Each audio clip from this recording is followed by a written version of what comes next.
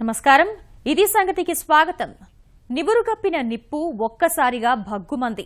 రెండు రాష్ట్రాల మధ్య ఆరని దశాబ్దాల వివాదం మరోసారి చిచ్చురేపింది. ఆందోళనలు తీవ్ర రూపుదాల్చుతున్నాయి. కోట్ల రూపాయల విలువైన ఆస్తులు ధ్వంసమవుతున్నాయి. ఒక ప్రాంతం వారిపై మరొక ప్రాంతం వారు భౌతిక దాడులకు దిగుతున్నారు. హింస చెలరేగుతోంది. కావేరీ నీటి మంటల్లో సిగపట్లు పట్టుకుంటున్న కర్ణాటక, తమిళనాడులో నెలకొన్న ఉద్రిక్త పరిస్థితులు రాబోయే జల యుద్ధాలు ఎలా ఉంటాయో కళ్లక్కడుతున్నాయి.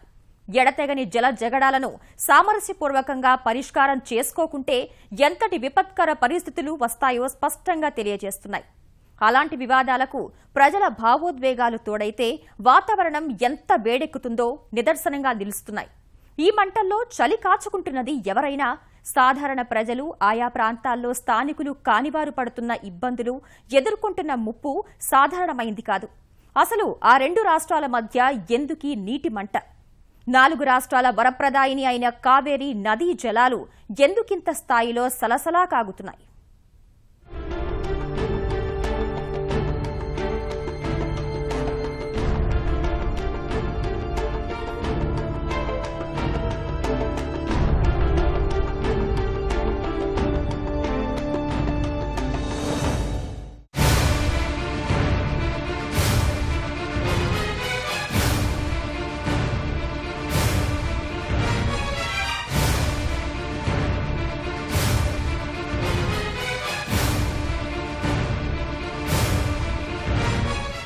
రెండు రాష్ట్రాల మధ్య తారాస్థాయి నీటి మంటలు, ఉద్రిక్తతలకు దారితీస్తున్న ఘర్షణ వాతావరణం.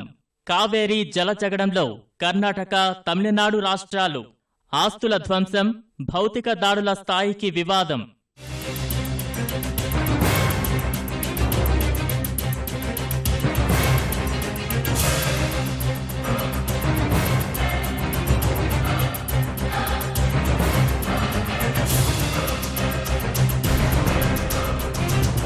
కర్ణాటక, తమిళనాడు ఈ రెండు రాష్ట్రాల పేరు వింటే తక్షణం గుర్తొచ్చేవి వివాదాలు. పచ్చగడ్డి వేస్తే భగ్గుమనే ఉద్రిక్త వాతావరణం. అదే దశాబ్దాల వైరం మళ్లీ సెగలు కక్కుతోంది. కావేరీ నదీ జలాల వివాదం రూపంలో తీవ్రస్థాయిలో రగులుకుంటోంది.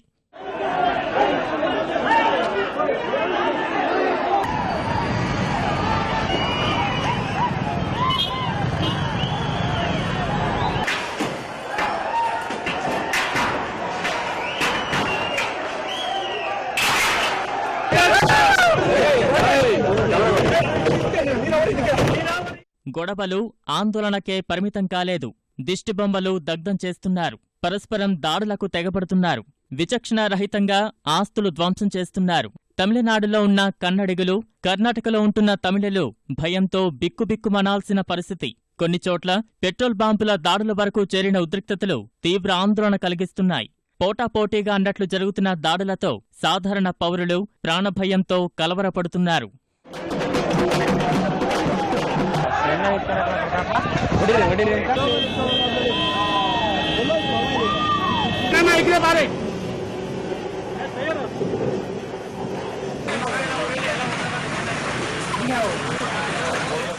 కర్ణాటక మరీ అట్టుడుకుతోంది. ముఖ్యంగా మాండ్య, మైసూర్, బెంగుళూరు ప్రాంతాలు నివురుగప్పిన నిప్పులా మారిన పరిస్థితుల్లో తమిళనాడుకు 12,000 క్యూసెక్ల నీరు విడుదల చేయాల్సిందేనన్న సుప్రీంకోర్టు పునరుద్ఘాటనతో మళ్లీ అల్లర్లు చెలరేగాయి. బెంగళూరు, మైసూర్లో ఉద్రిక్త పరిస్థితులు నెలకొన్నాయి. ఆందోళనల తీవ్రతతో నిషేధాజ్ఞలు అమల్లోకి వచ్చాయి. కర్ణాటక నుంచి తమిళనాడుకు బస్సు సర్వీసులు నిలిచిపోయాయి.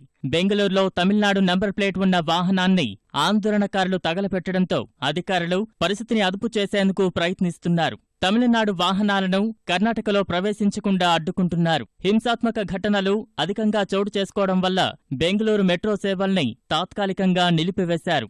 మైసూర్లోనూ ఆందోళనతో ఉద్రిక్తతలు నెలకొన్నాయి. 2 వాహనాలపై ఆందోళనకారులు దాడి చేశారు.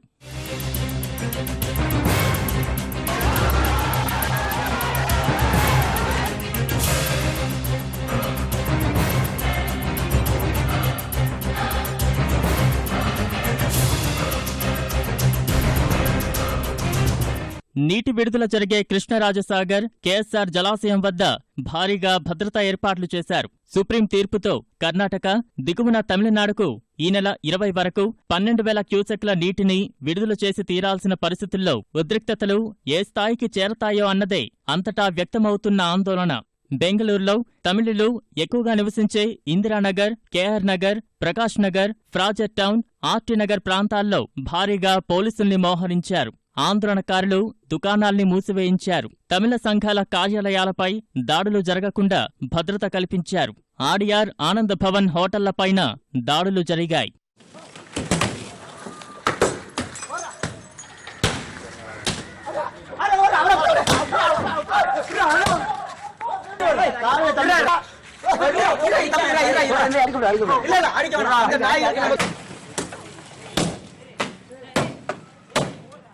తమిళనాడులోనూ ఇవే పరిస్థితులు. రామేశ్వరంలో కొందరు వ్యక్తులు 10ల సంఖ్యలో కర్ణాటక బస్సులపై దాడులకు దిగారు. అద్దాలు పగలగొట్టి బస్సులను ధ్వంసం చేసేందుకు యత్నించడమే కాక డ్రైవర్లపైన దాడులకు దిగారు. బస్సులపై దాడులు చేసింది నామ్ తమిళ్ కచ్చి పార్టీ కార్యకర్తలని తెలుస్తోంది. సామాజిక మాధ్యమాల్లో కర్ణాటకకు వ్యతిరేకంగా వ్యాఖ్యలు చేశాడంటూ ఒక తమిళ యువకుణ్ణి బెంగళూరులో తీవ్రంగా కొట్టడం తమిళనాట ఉద్రిక్తతలు పెరిగేలా చేసింది. చెన్నైలోని కర్ణాటక సంస్థకు చెందిన న్యూ వుడ్లాండ్స్ హోటల్పై దాడి జరిగింది ఆ క్రమంలోనే. అద్దాలు పగలగొట్టి పెట్రోల్ బాంబు విసిరారు. కర్ణాటకలో తమిళులపై దాడులు చేస్తే ప్రతీకార చర్యలు తప్పవని హెచ్చరిస్తూ కరపత్రాలు జారవిడిచారు. చెన్నైలోని అన్నానగర్లో కర్ణాటక బ్యాంకు శాఖపై నిరసనకారులు రాళ్లు రువ్వారు. కర్ణాటక, తమిళనాడుకు నీరు విడుదల చేయాల్సిందే అంటూ గతవారం సుప్రీంకోర్టు తీర్పు వెలువడిన క్షణం నుంచి ఈ ఉద్రిక్తతలు క్రమంగా రాజుకున్నాయి. 7వ తేదీన తీర్పుకి కట్టుబడి నీరు విడుదల చేసిన కర్ణాటక ప్రభుత్వం నిర్ణయంతో స్థానికులు భగ్గుమన్నారు. పెద్ద ఎత్తున ఆందోళన చేపట్టి వీధుల్లోకి వచ్చారు. 9న నిర్వహించిన కర్ణాటక బంద్ పూర్తిస్థాయిలో ప్రభావం చూపించింది. జనజీవనం స్తంభించిపోయింది. బెంగళూరులో ఇన్ఫోసిస్, విప్రో సహా వందలాది ఐటీ సంస్థలు మూతపడ్డాయి. ప్రజా రవాణా సర్వీసులు ఆగిపోయాయి. పాఠశాలలు, కళాశాలలకు సెలవులు ప్రకటించారు. లక్షల మంది రోడ్లపైకి వచ్చి బంద్లో పాల్గొన్నారు. ఆందోళనకారులు తమిళనాడు ముఖ్యమంత్రి జయలలిత దిష్టిబొమ్మలను దగ్ధం చేశారు. రవాణా సేవలు లేక ప్రయాణికులు ఇబ్బంది పడ్డారు. సుప్రీం తీర్పుని అనుసరించి తమిళనాడుకు నీటిని విడుదల చేస్తే కర్ణాటకలో తాగు, సాగునీటికి సమస్య ఏర్పడుతుందనేది ఆందోళనకారుల వాదన.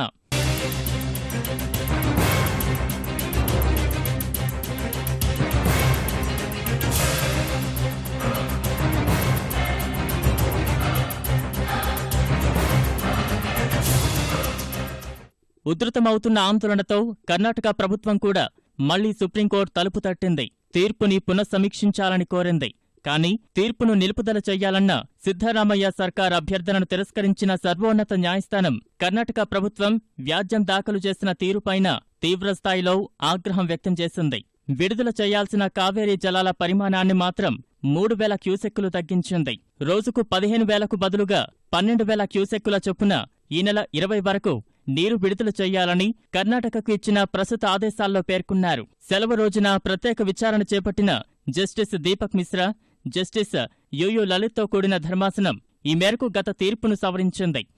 విచారణ సందర్భంగా కేటాయింపులపై కావేరీ ట్రైబ్యునల్ ఆదేశం లోపభూయిష్టంగా ఉన్నందున తమిళనాడుకు నీటి విడుదలపై తీర్పును నిలుపుదల చెయ్యాలన్న సిద్ధరామయ్య సర్కార్ అభ్యర్థనను సుప్రీంకోర్టు తిరస్కరించింది. తమిళనాడు చెబుతున్న స్థాయిలో అక్కడ నీటి ఎద్దడి లేదన్న కర్ణాటక వాదనను తోసిపుచ్చింది. ఇప్పటికే ఇచ్చిన తీర్పును అమలు చేయకపోవడంపై అసంతృప్తి వ్యక్తం చేసిన సుప్రీంకోర్టు కర్ణాటక ప్రభుత్వంపై తీవ్రస్థాయిలో మండిపడింది.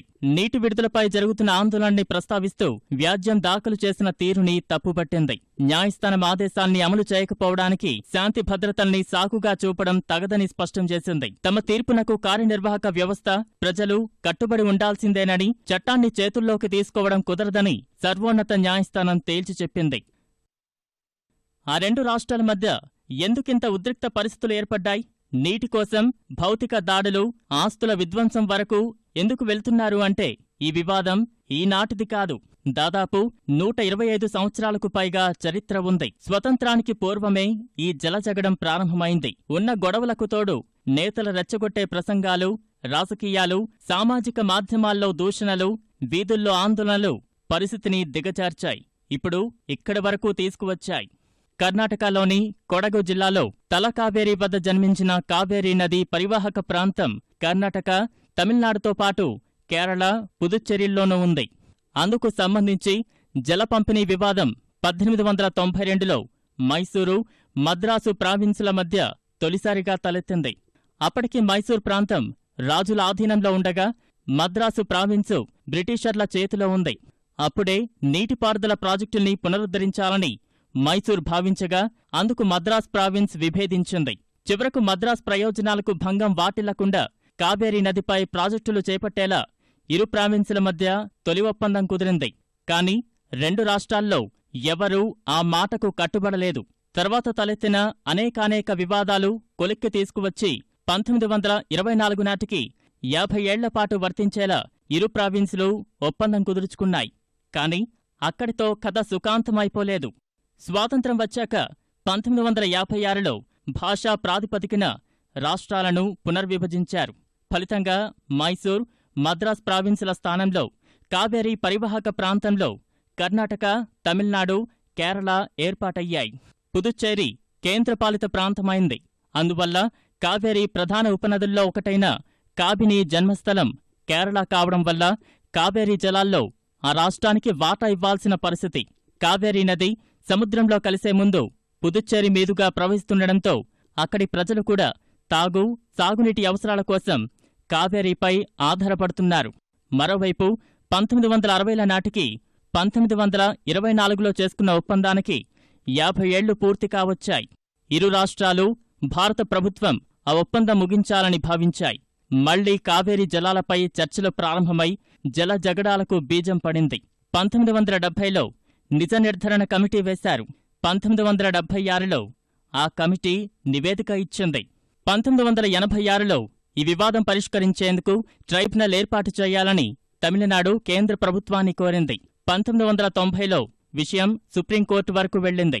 1991లో తమిళనాడుకి నీటి కేటాయింపులు చేస్తూ ట్రైబ్యునల్ మధ్యంతర ఉత్తర్వులు చేసింది. వెంటనే అసాధారణ రీతిలో స్పందించిన కర్ణాటక ప్రభుత్వం ట్రైబ్యునల్ ఉత్తర్వులు రద్దు చేస్తూ ఆర్డినెన్స్నే తీసుకువచ్చింది. తీవ్రంగా పరిగణించిన సుప్రీంకోర్టు ఆ అత్యవసర ఆదేశాన్ని పక్కన పెట్టింది. తర్వాత 1998లో ప్రధానమంత్రి నేతృత్వంలో కావేరీ జలాల ప్రాధికార సంస్థ ఏర్పాటైంది. ఎట్టకేలకు 2007లో 16 ఏళ్లపాటు సుదీర్ఘ విచారణ తర్వాత ట్రైబ్యునల్ తుది కేటాయింపులు చేసింది. కావేరీ జలాల లభ్యతను 740 టీఎంసీలుగా పరిగణలోకి తీసుకుని తమిళనాడుకు 419, కర్ణాటకకు 270, కేరళకు 30, పుదుచ్చేరికి 7 టీఎంసీలు కేటాయించింది. 2007లో ట్రైబ్యునల్ చేసిన కేటాయింపులను కర్ణాటక అమలు చేయడం లేదనే వాదనలే ప్రస్తుత వివాదానికి మూలం. ఉత్తర్వుల మేరకు తమిళనాడుకు సరిపడా నీటిని విడుదల చేయడం లేదని, విడుదల చేసిన నీరు సరిపోవడం లేదని తమిళనాట ఆందోళన జరగడం పరిపాటైంది. అదే వివాదంలో గత నెలలో తమిళనాడు మరోసారి సుప్రీంకోర్టు తలుపు తట్టింది. ప్రస్తుత ఆదేశాలు సాధించుకుంది. ఈ క్రమంలో వివాదం రేగిన ప్రతిసారి రెండు రాష్ట్రాలు భగ్గుమంటూనే ఉన్నాయి. రాజకీయ నాయకుల నుంచి సినీ ప్రముఖుల వరకు పోటాపోటీగా ఆందోళన చేయడం సాధారణంగా మారింది. ఇప్పుడా గొడవలు మరింత ముదిరి పాకాన పడ్డాయి. కర్ణాటక వైపు నుంచి చూస్తే చాలీచాలని నీటి కేటాయింపుల వల్ల ఆ రాష్ట్రంలో బాగా పంటలు పండే ప్రాంతాలపై తీవ్ర ప్రభావం పడుతోందనేది వాదన. ఉదాహరణకు మాంజానే తీసుకుంటే అక్కడ ప్రతి ఒక్కరిపై నీటి కొరత ప్రభావం పడింది. పంటల్లేకపోతే ఏం తింటారు అనే ఆక్రోశం రైతుల్లో ప్రారంభమైంది. అవి చాలవన్నట్లు 3 ఏళ్లుగా వరుస కరువు వెంటాడాయి. కర్ణాటక వ్యవసాయ శాఖ అంచనాల ప్రకారం మాంజాలోని చెరకు, వరి దిగుబడులు 60% తగ్గిపోయాయి. మంచి వర్షపాతంతో కావేరీకి నీటి ప్రవాహం అందించే మాంజాలో ఈ దుర్భర పరిస్థితులను ఎవరూ ఊహించలేదు. ఫలితంగానే పురిగొల్పిన ఆందోళన ప్రభావం వల్ల కేవలం 4 రోజుల్లో 100 కోట్ల రూపాయలకు పైగా ఆస్తి నష్టం వాటిల్లింది. అంతేగాక గతేడాది ఒక్క మాంజా ప్రాంతంలోనే 400 మందికి పైగా రైతులు ఆత్మహత్యలు చేసుకున్నారని అంచనా. అందుకనే నీటి విడుదలను నిరసిస్తూ కొందరు రైతులు ఆ ప్రవాహంలో పడి ఆత్మహత్యకు ప్రయత్నం చేశారు.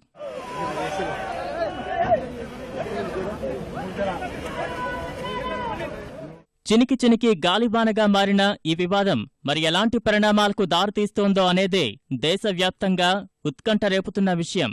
భావోద్వేగాలతో ముడిపడిన సమస్య కావడం వల్ల ఆ ఆందోళన మరింత పెరుగుతోంది. వాటన్నింటికీ మధ్య మార్గంగా కేంద్రం జోక్యం చేసుకుని ఏమైనా సఖ్యత కుదర్చాలనేది చాలా మంది సూచన. అలా కాకుండా ఈ జలజగడం ఎక్కడికి వెళ్తుందనేది ఊహించడం కూడా కష్టమే. కావేరీ జల వివాదంలో కర్ణాటక అట్టుడుకుతోంది. బెంగళూరులో పలు వాహనాల్ని తగలబెట్టి పగలగొట్టి విధ్వంసం సృష్టిస్తున్నారు. ఒక్క కర్ణాటకలోనే 40 బస్సులను తగలబెట్టారు. అక్కడి తాజా పరిస్థితిని మా ప్రతినిధి ఆదినారాయణ అడిగి తెలుసుకుందాం. నారాయణ, చెప్పండి, ప్రస్తుతం బెంగళూరు సహా కర్ణాటకలో పరిస్థితి ఎలా ఉంది? బెంగళూరులో పౌరజనం స్తంభించిపోయింది. అది మోటార్ వాహనాల రాకపోకలన్నీ నిలిచిపోయింది. అది వాణిజ్య కార్యకలాపాలన్నీ మధ్యాహ్నం నుంచి ఆగిపోయాయి. బెంగళూరుతో పాటు కావేరీ నది ప్రవహించే మండ్య, మైసూర్, చామరాజనగర జిల్లాల్లో కూడా ఇదే విధమైన వాతావరణం నెలకొంది. కొత్త పరిణామం ఏమంటే ఉత్తర కర్ణాటకలోని గదగ్, ధారవాడ్, యాదగిరి ప్రాంతాల్లో కూడా ఆందోళన జరగడం నూతన పరిణామం. బెంగళూరులో మెట్రో రైళ్లను కూడా ఆపేశారు. ఆందోళనకారులు రహదారుల్లో, కూడల్లోనూ ప్రధాన రహదారులకు అడ్డంగా రాళ్లను పేర్చిపెట్టడంతో వాహనాల రాకపోకలకు అంతరాయం కలిగింది. అతి కష్టం మీద చాలా మంది ఈ మధ్యాహ్నం 2-3 గంటలకు బయలుదేరిన వాళ్ళు కానీ ఇప్పుడు కానీ ఇళ్లు చేరుకోలేకపోతున్నారు. ఎక్కడ చూసినా భయంకరమైన అల్లర్లు ఎక్కడ జరుగుతున్నాయి. ఎక్కడ చూసినా టైర్లు తగలబెట్టడం ఇలాంటివి జరుగుతోంది. పోలీసులు బందోబస్తు విపరీతంగా పెట్టారు. ఒక బెంగళూరులోనే సుమారు 15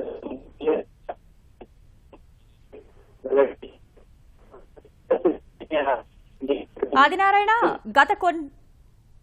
చెప్పండి. ఆదినారాయణ, గత కొన్ని రోజులుగా ఇంత విధ్వంసం జరుగుతున్నా ప్రభుత్వం ఎందుకని ముందస్తు చర్యలు ఏం తీసుకోలేదు? జరగట్లేదు. పోయిన సోమవారం నాడు సుప్రీంకోర్టు తీర్పు ఇచ్చిన తర్వాత పరిశాఖ ప్రాంతంలో నీరుగప్ప నిప్పులు ఉండేది.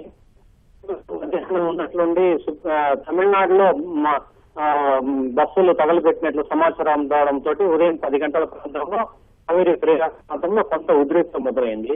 12 గంటల ప్రాంతంలో మధ్యంతర అత్యున్నత న్యాయస్థానం తమిళనాడుకు ఇలా 20వ తేదీ వరకు 12,000 క్యూసెక్కుల నీరు విడుదల చేయాలనడం ఈ ప్రాంతంలో హలో ప్రస్తుతం ప్రభుత్వం ఎలాంటి ఆంక్షలు ఏమైనా విధించిందా అని అడగచ్చు. ప్రస్తుతం నగరంలో తమిళులు ఎక్కువగా ఉన్న ప్రాంతాల్లో విధించారు. ఆ తర్వాత నగరాన్ని అంతటికీ విస్తరించినారు. నగరంలో విస్తరించినప్పుడు కూడా కొన్ని ప్రాంతాల్లో ఒక గంట కింద కూడా నారాయణహళ్లి ప్రాంతంలో ఆగి ఉన్న తమిళనాడు రిజిస్ట్రేషన్ 2 లారీలను తగలబెట్టారు. దీంతో ఇప్పటి వరకు బెంగళూరులో అధికారిక గణాంకాల ప్రకారం 38 లారీలను తగలబెట్టారు. కొన్ని పదుల్లో కార్లు, కాంటూర్లను ధ్వంసం చేశారు. చెందిన కేపీఎన్ ట్రావెల్స్ కు 30 కంటే ఎక్కువ బస్సులు, ఎస్ఆర్ఎస్ ట్రావెల్స్ చెందిన 2 బస్సుల్ని తగలబెట్టారు. ఆదినారాయణ, శాంతి భద్రతల్ని కాపాడేందుకు ప్రభుత్వం ప్రస్తుతం ఎలాంటి చర్యలు తీసుకుంది? ఇప్పటి వరకు దాదాపు 15,000 మంది పోలీసులు ఉన్నారు. వీళ్ళు 180 కంపెనీల కర్ణాటక స్టేట్ రిజర్వ్ పోలీస్, 10 కంపెనీల ర్యాపిడ్ యాక్షన్ ఫోర్స్, 10 కంపెనీల సిఆర్పిఎఫ్ ను రంగంలో దించారు. మరో 10 కంపెనీల సిఆర్పిఎఫ్ కోసం విజ్ఞప్తి చేసినట్లు హోంశాఖ మంత్రి పరమేశ్వర్ వెల్లడించారు. ఈ పరిస్థితిని సమీక్షించి తదుపరి చర్యలు తీసుకునేదానికి అత్యున్నత న్యాయస్థానం తీర్పును అమలు చేయడం, కర్ణాటకలో ఆందోళనకారులను సంతృప్తిపరంగా సమతూకమైన నిర్ణయం తీసుకునేదానికి మంత్రివర్గం అత్యవసర సమావేశం మంగళవారం ఉదయం 10 గంటలకు జరుగుతోంది. దాని తర్వాత పరిస్థితి తెలుస్తుంది. హలో ఆదినారాయణ, తమిళనాడు ప్రభుత్వం కర్ణాటక ప్రభుత్వానికి మధ్యన ఎలాంటి చర్చలు ఏమైనా జరిగాయా?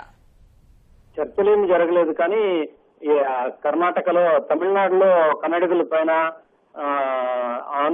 పర్యాటకుల పైన కొన్ని కర్ణాటక రోడ్డు రవాణా సంస్థ బస్సులను ధ్వంసం చేసిన నేపథ్యంలో కర్ణాటక ముఖ్యమంత్రి సిద్ధరామయ్య తమిళనాడు ముఖ్యమంత్రి జయలలితకు ఒక లేఖ రాశారు. ఆ లేఖలో కర్ణాటకలో ఉండే తమిళని అన్ని విధాల రక్షణ కల్పిస్తాం, అదేవిధంగా తమిళనాడులో ఉండే కన్నడిగులు కూడా రక్షణ కల్పించాలని చెప్పి మాట్లాడారు. అనంతరం పోలీస్ డైరెక్టర్ జనరల్ స్థాయిలో, ప్రధాన కార్యదర్శుల స్థాయిలో కూడా చర్చలు జరిగినాయి. చర్చలు జరిగినప్పుడు కూడా ఇప్పటి వరకు ఏమీ ఫలితం కనిపించట్లేదు. ఆందోళన జరుగుతూనే ఉంది. తమిళులకు చెందిన ఆస్తుల విధ్వంసం కొనసాగుతూ ఉంది. తమిళనాడులో కూడా దాదాపు ఇదే పరిస్థితి ఉందన్నట్లు సమాచారం. ఆదినారాయణ, తమిళనాడు కర్ణాటక మధ్య ప్రయాణిస్తున్న ప్రయాణికులకు ప్రభుత్వం ఏమైనా సూచనలు ఇచ్చిందా? రెండు రాష్ట్రాల మధ్య బస్సుల రాకపోకలు ఉదయం నుంచే స్తంభించిపోయినాయి.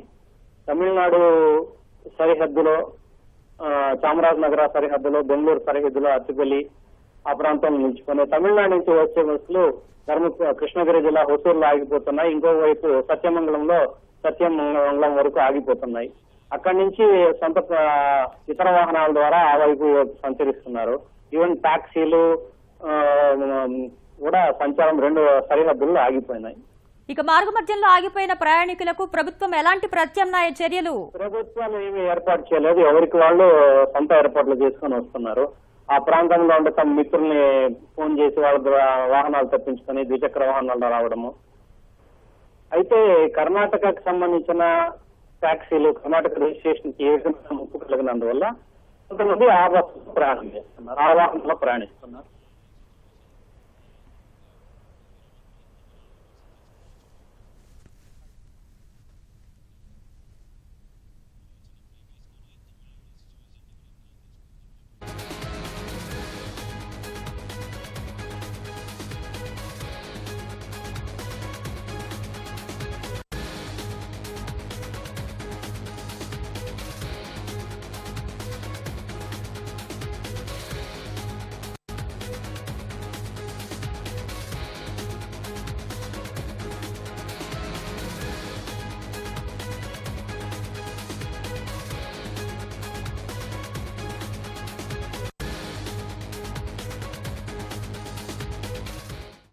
కావేరీ జలాల వివాద నేపథ్యంలో తమిళనాడులోనూ ఉద్రిక్త పరిస్థితులు నెలకొన్నాయి.